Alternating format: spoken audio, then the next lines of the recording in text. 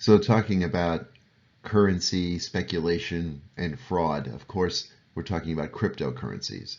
And well, there's so much more to it than just the headline grabbing crypto speeches, and there's been a lot of hyperbole lately. Most of it's sort of nonsense. There is some substance underneath it all, and we're going to try to kind of get through and see what we think is actually substantial versus what's hype versus speculation versus some other things. And there's substance and there's also, a lot of nonsense. Well, first off, when we talk about crypto, I like to think of it in a different category, calling it digital assets, right? And this is the thing, just to understand the foundation from which we're working.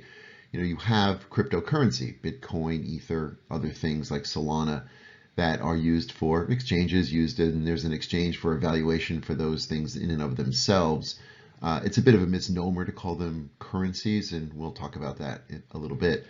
But there's a general category, and even though cryptocurrency runs on a blockchain platform, there are blockchain-based businesses. And what a blockchain-based business simply enables is blockchain is a software platform that just enables verification, it enables digital transmission and digital distribution, and that's very interesting. And blockchain software can be used in networking, dealing with cloud services, edge services, a variety of other things. It can also be used for NFTs, other contracts, smart contracts as we talk about it, and a whole variety of things. It's not just a currency. There's something to blockchain, but again, we can't brush it very broadly and assume it's all good or all bad, right? But there's something there that's substantial.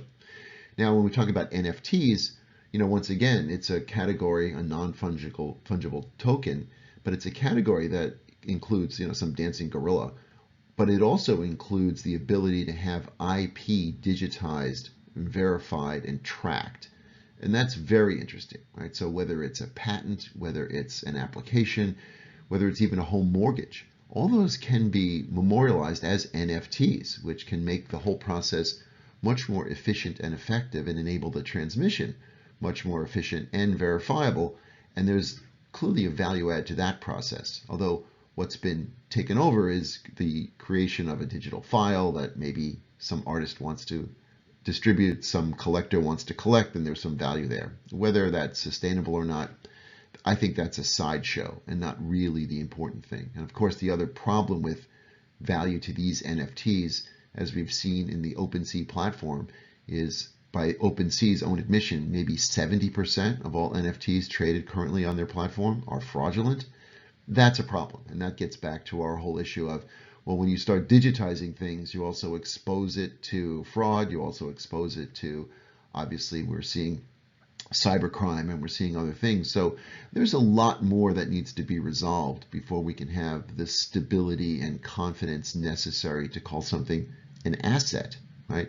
And so the interesting thing here is when we look at assets, we think about money exchanging for goods and services, but there's also the ability to finance and be an intermediary. And so one of the most interesting areas is decentralized finance. There's a platform on which an investor can be connected to an entrepreneur, a business, whomever, and there can be a financial transaction between the two without the rather cumbersome intermediary process that banks and other regulatory agencies provide. And so decentralized finance can be a global disruptor in enabling any company, any entrepreneur, anyone to raise capital from any potential investor, and they can do it in fragmented pieces. They can do it sort of immediately. You don't need to have a large financial institution playing a major role. That can be quite disruptive, and that's very interesting. But again, it's the platforms that are interesting. The specific investments, well, it's like any other investment. There's more risk than people are willing to admit to, and then more risk gets realized. And that brings us maybe to the final category, which is there's going to be a lot of volatility, a lot of up and down. This is a global phenomenon. There's a lot of criticism as to whether or not this is sustainable. And fundamentally, I don't care, because the real model is if one is disciplined, and I call it algorithmic. If you really have the disciplines to trust that there are certain dynamics in the market, there's ways to profit, and I think profit quite substantially.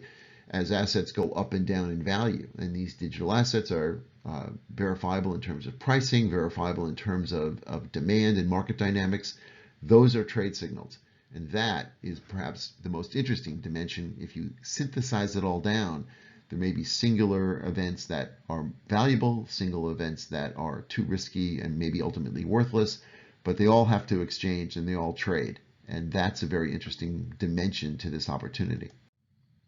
So are there any long-term holdings that make sense? Well, it's interesting because when people have talked about cryptocurrency, they've spoken about it really as an asset, not necessarily a medium of exchange. And that's the fundamental point, that if something is going to be a long-term currency, there needs to be an assumed and stable value. There's no stable value to cryptocurrency, and that stability may never come.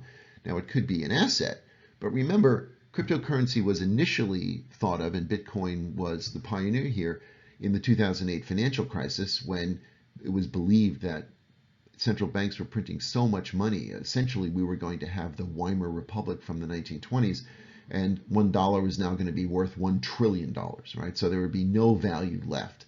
And so a limited digitized currency that could be easily exchanged, wasn't dependent on a central bank for clearing, that could have sustained value. So it was thought of as risk management. Is it still risk management? Well, it's been proven that if there's a value to something, and we call it fiat money, and they think of fiat money, dollars, euros, yen, as something that's just simply made up.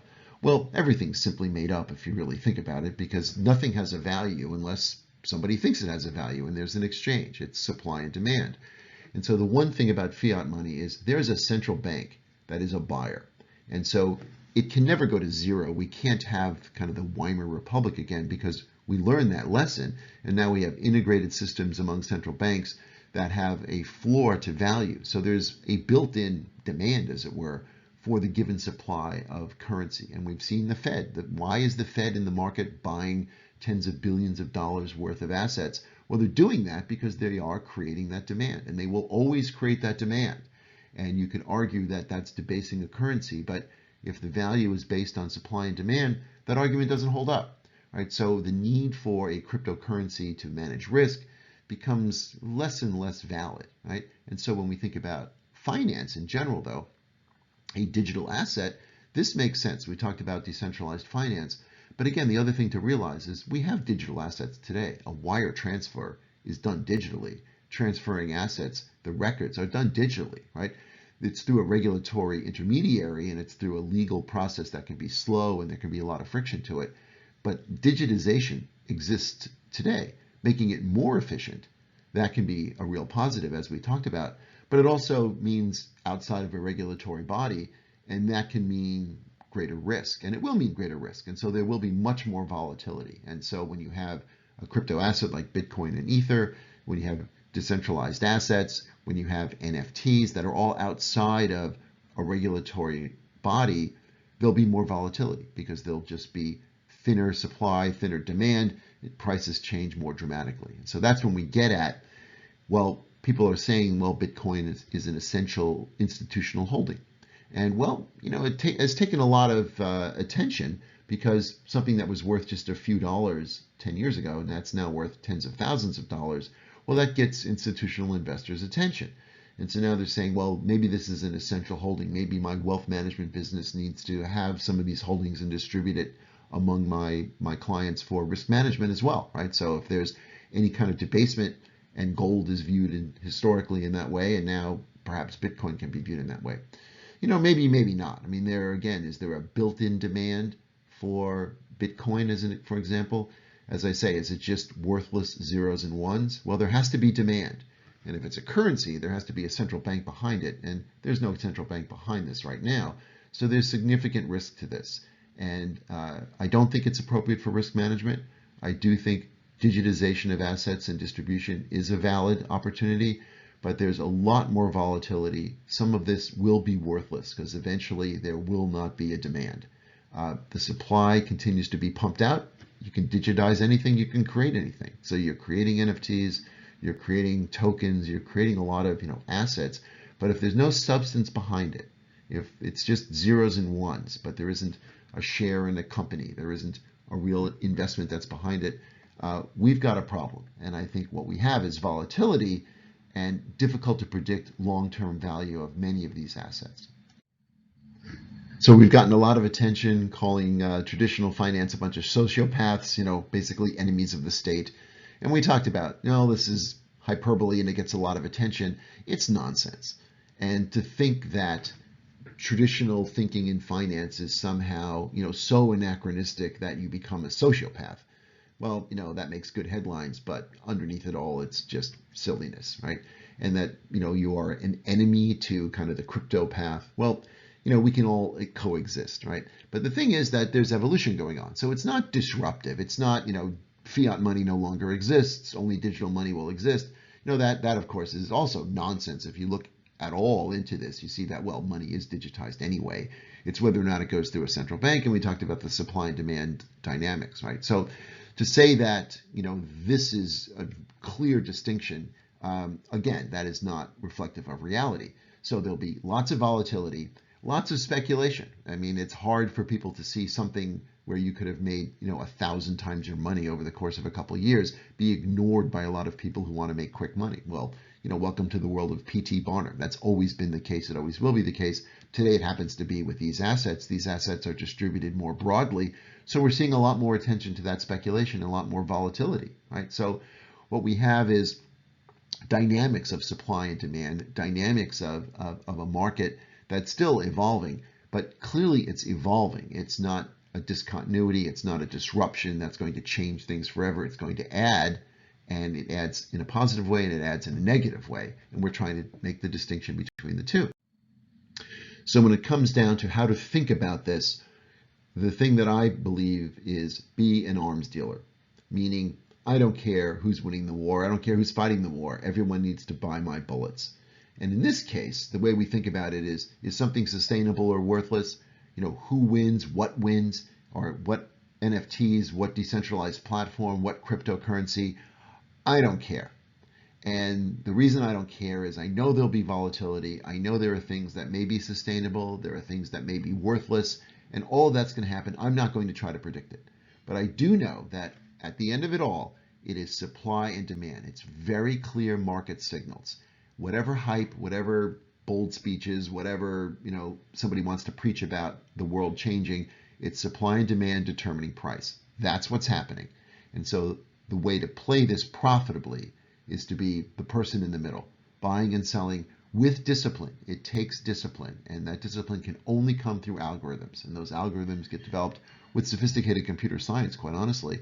But that sophistication can lead to a very extreme competitive edge when it comes to how to figure out how to profit sustainably and profit with much less risk as this market emerges. And this market is emerging. And the opportunity is pretty clear. It's a global opportunity. It's emerging more and more. There's extreme volatility, and it takes discipline to understand how to profit, understand how to manage risk. But that is the specific opportunity. These other specific elements, again, I believe these are sideshows. And the thing to understand is let the volatility happen, let the ups and downs happen, let all of that occur. It doesn't matter as long as you are disciplined and have the proper approach. So summing it all up with a little bit less fire and brimstone than what we've heard recently is that digital assets are impacting global business. They are a global phenomenon, and they will be here to stay, for sure. Just as computers are here to stay, zeros and ones are here to stay, digital assets are here to stay. The specific opportunities are too uncertain and too volatile. Maybe you'll get it right, maybe you won't. Maybe you've got money to speculate, and you'll be right 1 out of 10 times, and that one time that you're right, you get 100 to 1000x. Fine, play that game, and that's fine.